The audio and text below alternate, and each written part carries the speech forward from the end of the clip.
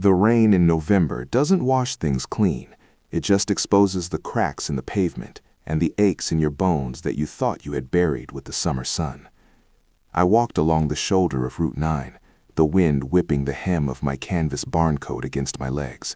Cars hissed past, tires spraying dirty, oily water onto my trousers, but I didn't flinch.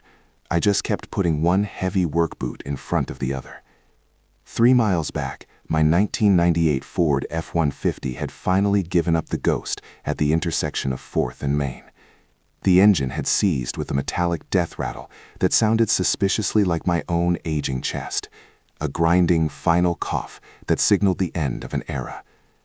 I am Elias Thorne. I am 81 years old. My hands are stained with the permanent grease of a man who restores vintage tractors for fun, and my face is mapped with the deep, craggy lines of a life spent building a logistics empire from a single warehouse to a global network. But the people speeding past me in their heated sedans didn't see Elias Thorne, the tycoon. They saw a relic. They saw a vagrant in a dirty coat, walking in the rain because he had nowhere else to go. They were wrong. I had somewhere to go.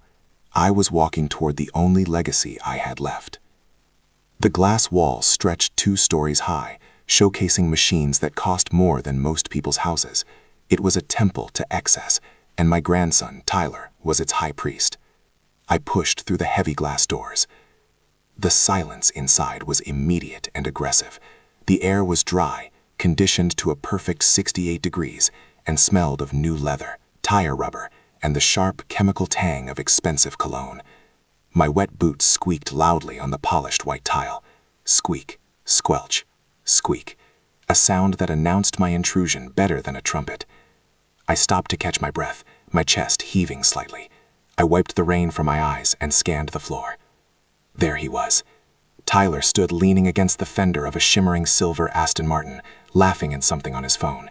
He is 25 years old, the boy I put through private school, the boy whose first car I bought, the boy whose college tuition I paid in full so he wouldn't start life with the debt that crippled me in my 20s.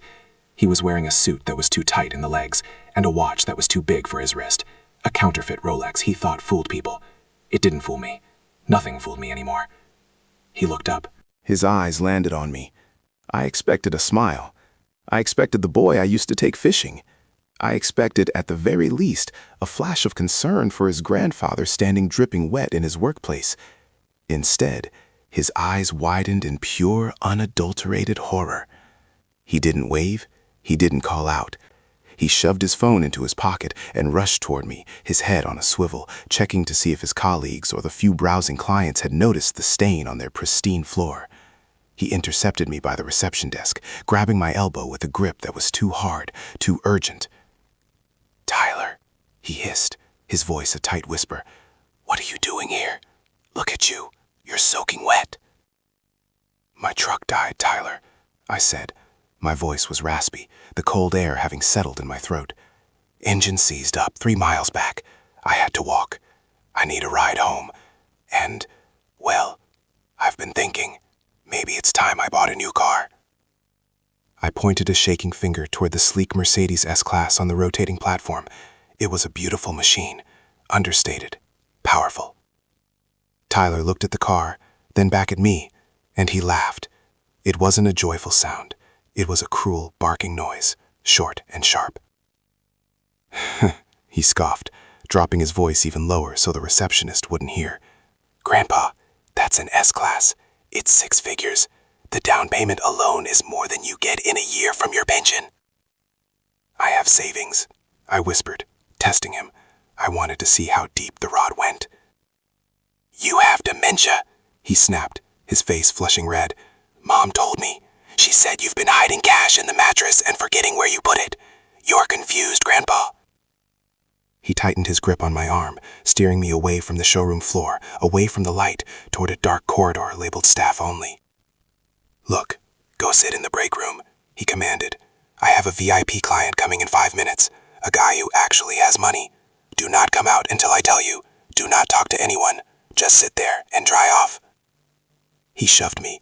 It wasn't a violent push, but it was dismissive. I stumbled, my wet boots slipping on the tile. I caught myself against the wall. He didn't reach out to steady me. He just turned his back, smoothing his jacket, checking his reflection in the glass door, preparing to smile for a stranger, while his grandfather dripped rainwater on the linoleum. If you were listening to this, and you have ever felt the person you raised look at you like you are something to be scraped off the bottom of a shoe, hold your head up. Don't let them see you break. I wish someone had warned me that giving a child everything sometimes costs them their soul. But I suppose that's a lesson we all have to learn the hard way. I watched him walk away. The rage in my chest was a cold, hard knot, but I didn't follow him to the break room. I didn't want to sit in a windowless box smelling of burnt coffee and apathy. I turned left. I went through the double doors marked service. The atmosphere changed instantly. The air here smelled of oil, grease, and honest labor. The sound of pneumatic drills and classic rock music filled the cavernous space. This was my element. I walked past the bays, nodding to the mechanics. They didn't look at me with disgust. They looked at me with curiosity. I turned. An older man with gray stubble and a name patch that read Sal was wiping his hands on a rag. He was leaning against a tool chest that was organized with the precision of a surgeon's tray. "Just looking," I said. "My grandson works out front." Sal snorted. He spat into a trash can. "Tyler, yeah, kid's a piece of work." I walked over to him. Sal laughed, a dry, rattling sound. "We're sinking, pal." "The owner, Henderson, he's been trying to sell this place for 6 months. Can't find a buyer. Too much overhead." I asked, my ears pricking up. I knew the logistics of inventory.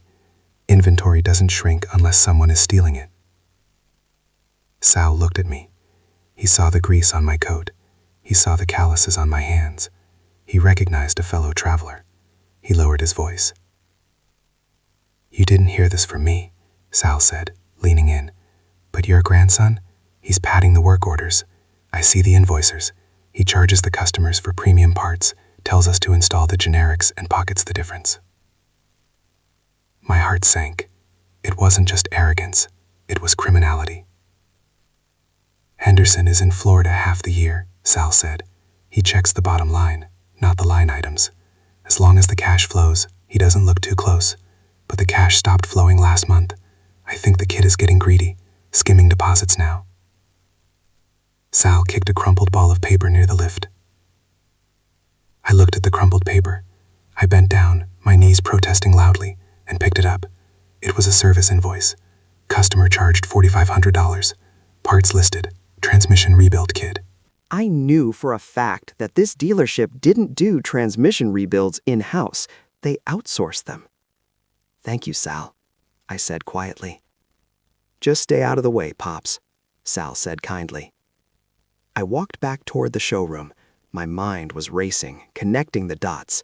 The pension checks I received from the family trust, the trust I had set up, the trust Tyler and my daughter Karen managed, had been getting smaller for 6 months.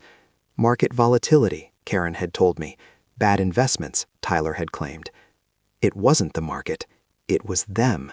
They were bleeding me dry to fund their lifestyle, and now Tyler was bleeding his employer to cover the gaps. I pushed through the doors back into the cathedral of vanity. Tyler was bowing and scraping to a man in a cheap suit who was looking at a convertible. Tyler was laughing at a joke that wasn't funny. His desperation was palpable. I walked straight to the S-Class sedan in the center of the room. It was black, polished to a mirror shine. I put my hand on the door handle. "Tyler!" Tyler's voice cracked like a whip. He abandoned his client. He ran across the showroom floor, his shoes slapping against the tile. "Security!" he shouted. "Security!" I opened the door. The interior smelled of success. I sat in the driver's seat. It felt right. It felt like the kind of car a man who built an empire should drive. "Car!" Tyler screamed, reaching the car. He grabbed the door, trying to rip it open further, trying to physically haul me out. His face was a mask of panic and rage. "What is wrong with you? You are ruining everything." "I want to buy this car," I said calmly, gripping the steering wheel. "You are a broke, senile old man. You live on an allowance. I pay your bills. I pay for your food." A female voice cut through the noise, Karen, my daughter. She was marching across the showroom floor, her heels clicking aggressively. She was wearing a beige trench coat and a look of pure exasperation. She must have been nearby when Tyler texted her. She saw the scene, the clients staring, the security guard jogging over, her father sitting in a $100,000 car in muddy clothes. She didn't ask if I was okay. She didn't defend me. "Dad, get out of the car," she commanded, her voice icy. "Stop embarrassing us. My God, Tyler was right." "Karen," I said, looking at her. "We're taking you to the home," she said, grabbing my arm and pulling. "Today, I'm done. I can't deal with this anymore." You wandering the streets, harassing Tyler at work. Clearly, you can't be unsupervised. I looked at them. The daughter I adored, the one I had carried to bed when she fell asleep on the couch. The grandson I spoiled, the one I taught to drive in my old truck. They didn't see me. They saw a problem. They saw a senile old man who was in the way of their inheritance. They saw a resource that had run dry. They didn't see the shark who ate Wall Street in the 80s. They didn't see the man who negotiated labor contracts with mobsters and won. I stepped out of the car. I stood up.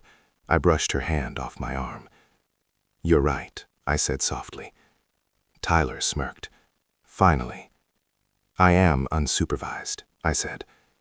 I reached into the inner pocket of my wet, oil-stained coat. Tyler flinched, thinking I was pulling out a dirty handkerchief. I pulled out my phone. It wasn't a jitterbug. It was the latest model, encased in rugged black rubber. I dialed a number I knew by heart. "Stone," I said into the receiver. The voice on the other end answered immediately. "Mr. Stone, my personal attorney, the man who managed the real money, the money they didn't know about." Mr. Stone asked. "No," I said. My voice dropped the rasp. It became deep, resonant, the voice of the chairman. "I'm at the dealership on Route 9. Tyler and Karen froze. They exchanged a look. Why does he sound like that? "Buy it," I said. "The dealership," I commanded. "Buy it. Call Henderson. He's desperate. Offer him 20% over asking if he closes today. Cash, wire transfer." The silence in the showroom was absolute. The security guard had stopped. The clients were watching. "Consider it done, sir," Stone said. I hung up. I slid the phone back into my pocket. Tyler stared at me. His mouth was open. He looked like a fish gasping for air. He stammered. I looked at him. I looked at the fear dawning in his eyes, the slow realization that the tectonic plates of his world were shifting. "The future," I said cold and clear. I turned and walked toward the exit. I didn't wait for a ride. I didn't wait for them to recover. I walked out into the rain, feeling the water wash away the facade of the helpless old man. Tomorrow the wolf would come to the door, and this time he wouldn't be wearing grandmother's clothes. A suit is more than just fabric and stitching. It is a suit of armor designed to repel weakness. And for the last 10 years, my armor had been hanging in the back of a cedar closet, gathering dust while I tried to learn how to be a civilian. I sat in the back of the black Lincoln town car, watching the familiar landscape of Route 9 slide past the tinted window. The rain had stopped. The morning sun was bright, harsh, and revealing, glinting off the wet asphalt and turning the world into a high-contrast photograph. I smoothed the lapel of my charcoal gray three-piece suit. It was bespoke, tailored on Savile Row 15 years ago, a relic from the days when I could silence a boardroom with a single cleared throat. It fit a little looser now. Time takes its tithe from the muscle, even if it leaves the bone. But the shoulders were still broad, and the fabric still held the scent of authority. I checked my reflection in the glass. The grease was gone from under my fingernails. The stubble was shaved clean, revealing the sharp jawline that Tyler had inherited but never earned. I didn't look like the confused old man wandering the highway in the rain. I looked like Silas Vance. I looked like the man who had built an empire out of logistics and grit. "We hear, Mr. Vance," Stone said from the driver's seat. I looked up. The glass cathedral of prestige motors loomed ahead. Yesterday, it had looked like a fortress I couldn't breach. Today, it looked like an asset I needed to liquidate. Inside, I knew the atmosphere would be heavy. Stone had made the call at 6 p.m. last night. The wire transfer had hit Henderson's account at 8 a.m. this morning. The rumors would be flying by now. A hostile takeover, a mystery buyer, jobs on the line. Fear is a powerful motivator, and right now that building was full of it. "Pull up to the front door, Stone," I said. "Don't park." The car glided to a stop right in front of the main entrance, blocking the ramp where Tyler had parked the display models. I saw heads turn inside. Salesmen in cheap suits stopped their pacing. They were expecting a corporate raider, a faceless executive from a conglomerate. They weren't expecting me. Stone opened my door. I stepped out. The air was crisp, smelling of exhaust and damp earth. I adjusted my cuffs. I buttoned my jacket. I walked to the glass doors. I pushed them open. The silence that greeted me was different from yesterday. Yesterday, it was the silence of disdain. Today, it was the silence of anticipation. Tyler was standing near the reception desk, looking pale and hungover. His tie was crooked. He was whispering frantically to Karen, my daughter. She looked just as bad. Her makeup was hasty, her eyes darting around the room like a trapped animal. They were terrified. They knew about the skimming. They knew about the padded invoices. They were terrified that the new owner would bring in an audit team. They didn't know the auditor was already in the building. They saw the town car. They saw the expensive suit. But for a split second, their brains couldn't reconcile the image. They were so used to seeing the old man, the burden, the checkbook with a pulse. Then, Tyler's eyes locked onto mine. He blinked. He squinted. His mouth opened, then closed, then opened again. He started, his autopilot salesman voice kicking in before his brain caught up. Then he stopped. The color drained from his face so fast it looked like a physical blow. "Mr. Vance," I corrected him. My voice was low, devoid of the rasp I had affected yesterday. It carried across the showroom floor like a gavel strike. "To you, I am Mr. Karen gasped. She took a step back, her hand flying to her mouth. "Dad, what? Why are you wearing that?" I didn't answer. I didn't stop walking.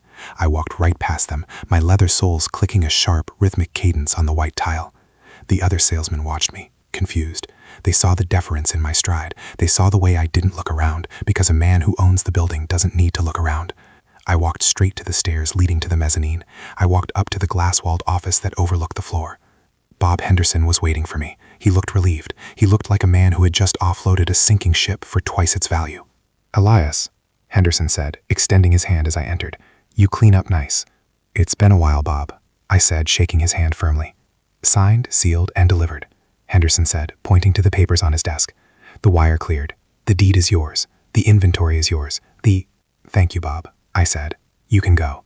Henderson nodded. He grabbed his briefcase and hurried out, eager to be gone before the firing started. I stood alone in the office. I walked to the railing of the mezzanine. I looked down. The showroom was a fishbowl. From up here, everybody looked small, especially Tyler and Karen. They were standing in the center of the floor, staring up at me, their necks craned, their faces masks of absolute bewilderment. "Attention," I said. I didn't shout. I didn't need to. The acoustics of the glass box carried my voice to every corner of the room. The hum of conversation stopped. A mechanic in the back dropped a wrench. Every eye turned up to the balcony. "My name is Silas Vance," I announced. The silence that followed was heavy enough to crush a man. Tyler broke it. He scrambled up them, tripping on the top step, his composure shattering. He burst into the office, breathless, sweating. You, he stammered, his eyes wide and wild. Is this a joke? You bought the place? I looked at him. I looked at the boy I had bounced on my knee. I looked at the young man who had shoved me toward a dark corridor yesterday because I didn't match the decor. "I was always rich, Tyler," I said coldly. Karen appeared behind him, panting, her heels clacking on the floor. She grabbed my arm, the same arm she had tried to drag to the car yesterday. "Elias!" she cried, her voice pitching high with hysterical relief. "Oh my God, this is amazing! Why didn't you tell us? We were so worried about you. But this is perfect. We can run it together. Tyler is the top salesman." I pulled my arm away from her. I brushed the sleeve of my jacket where she had touched me, as if brushing away dirt. "Tyler is not the top salesman," I said. Karen recoiled. "How dare you?" I asked. I reached into the leather portfolio I had carried in. I pulled out a stack of papers. They were the invoices Sal had given me from the trash, the work orders with the inflated hours, the parts manifest that didn't match the inventory. I walked to the railing. I threw them. The papers fluttered down mixed snow. They drifted through the air, catching the light, landing on the polished hoods of the luxury cars, landing at the feet of the other salesmen. Padding invoices, I listed the crimes, my voice ringing out. Fake repairs, skimming cash deposits from the safe. Tyler was shaking his head, backing away. No, that's not true. You don't know what you're reading. I spent all night auditing the books, Tyler, I said, stepping closer to him. I know numbers better than I know my own heartbeat. I paused. I let that number sink in. $5 million. Karen went white. She grabbed the doorframe for support. Dad, we borrowed it. It was a loan. For what? I asked. I saw the withdrawal records, Karen. Online casinos. Sports betting. The front doors of the dealership opened below. 2 uniformed police officers walked in. I had called them 10 minutes ago from the car. Tyler saw them. He let out a small, strangled sound. No! Karen screamed, rushing to the railing. No! It was a misunderstanding. We needed the money for it. For your care? I asked. I heard you on the phone yesterday, Karen. I heard you tell Tyler that you were putting me in the state facility on 4th Street, the one with the citations for bedbugs and malnutrition. You weren't saving for my care. The officers were coming up the stairs now. Their boots were heavy and loud. Tyler looked at me. He looked at the police. He looked at the S-Class sedan sitting on the turntable below, the car he had guarded like a dragon yesterday.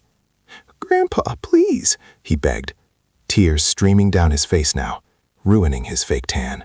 I'm sorry. I was stressed. I owe people money. Bad people. You have to help me. You have so much money. You just bought this whole place. I can, I agreed. I pointed a finger at him. He sobbed. I didn't mean it. You were right, I said. The officers reached the top of the stairs. They stepped into the office. One of them pulled out a pair of handcuffs. I looked Tyler dead in the eye. I didn't buy the car, Tyler, I said. I let the silence stretch, heavy and suffocating, crushing the last bit of hope out of him. Mister, the officer asked. And the lady, I added, gesturing to Karen without looking at her. Karen shrieked as the officer took her arm. Dad, you can't do this. We're family. You were my daughter, I said, turning my back on them. They dragged them away. I listened to their wailing fade as they were hauled down the stairs, past the silent staff, and out into the back of a squad car. I didn't feel joy. I didn't feel happiness. I felt the cold, clean satisfaction of a ledger finally balanced. I stood there for a moment, gripping the railing. My hands were steady. I looked down at the showroom floor. The staff was still frozen, unsure of what to do. I saw Sal standing by the service bay door. He was wiping his hands on a rag, a small smile playing on his lips. He gave me a nod. Sal, I called out. He stepped forward. Yes, mister. You're the new general manager, I said, effective immediately. Your first job is to clean house. Anyone who knew about the skimming and didn't speak up, fire them. Anyone who treated a customer like I was treated yesterday? Sal grinned. I walked out of the office. I walked down the stairs. The salesman parted for me like the Red Sea. I walked past the spot where my daughter had screamed. I didn't look at the door. I walked to the center of the showroom. I walked up to the black Mercedes S-Class, the car Tyler had said was too good for me. I opened the driver's door. The interior smelled of new leather and victory. I sat in the seat. It was comfortable. It held me. I saw the keys sitting in the cup holder. I pressed the start button. The engine roared to life, a smooth, powerful purr that vibrated through the chassis. I put it in gear. I drove it slowly off the turntable. I drove it across the white tile floor. The staff scrambled to open the bay doors for me. I drove out into the sunlight. The road stretched out before me, drying in the sun. I was 81 years old. I had no family left. My house would be empty tonight. But as I merged onto the highway, the engine responding instantly to my touch, I realized I wasn't empty. I was full. I was full of the knowledge that I hadn't let them break me. I hadn't let them erase me. I turned up the radio. I rolled down the window. I let the wind hit my face. I had my dignity, and I had the keys.